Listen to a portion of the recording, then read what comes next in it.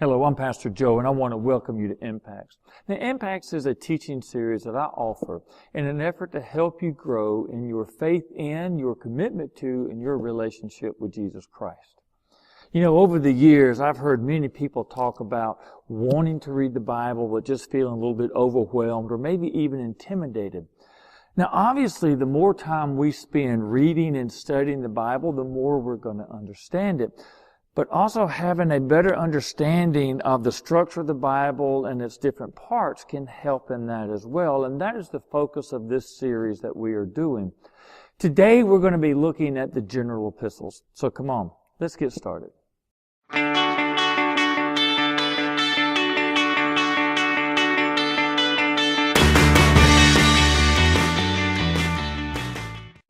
Now, as we get into the New Testament, there are several divisions.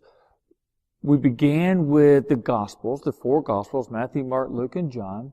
The second division is the book of Acts, where we learn about the emerging church. And then last week we talked about the third division, which are the Pauline epistles. Well, today we're going to be looking at the general epistles. Now, let's remember, what is an epistle? An epistle is a letter.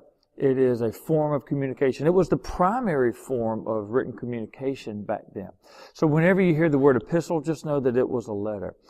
So what's a Pauline epistle? A Pauline epistle is, it is those epistles, those letters that were written by Paul or that have historically been attributed to Paul.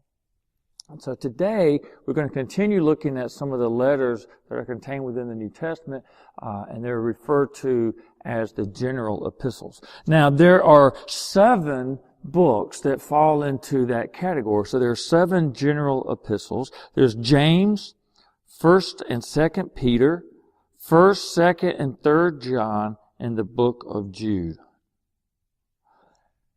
Now, what are the differences in the Pauline epistles and the general epistles? Well, first is obvious. The Pauline epistles were written by Paul, or they've been attributed to Paul through the years.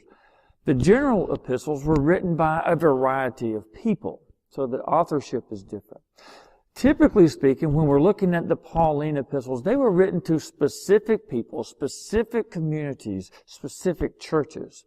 The general epistles primarily were written to a wider audience, a wider Christian audience. They're still important. They still contain a lot of the fundamental beliefs and doctrines that are important to us as Christians. And they were written, again, to all believers, not just to specific ones. So I want to challenge you this week to spend some time flipping through those 7 epistles, the 7 general epistles, to get an idea of what's contained within them, what books there are, who wrote them, and whatnot. But I do also hope that you'll join us next week. Next week, we're going to be looking at the last division of the New Testament, which happens to be the last book. It is the book of Revelation. So it should be fun. It should be exciting.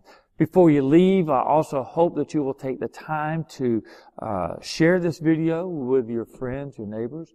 I also encourage you to subscribe to my channel if you haven't already. When you subscribe to it, you can also click on a box so that when I post new videos, you'll get notified. Well, look, until we get together next week, my prayer is that God will be with you.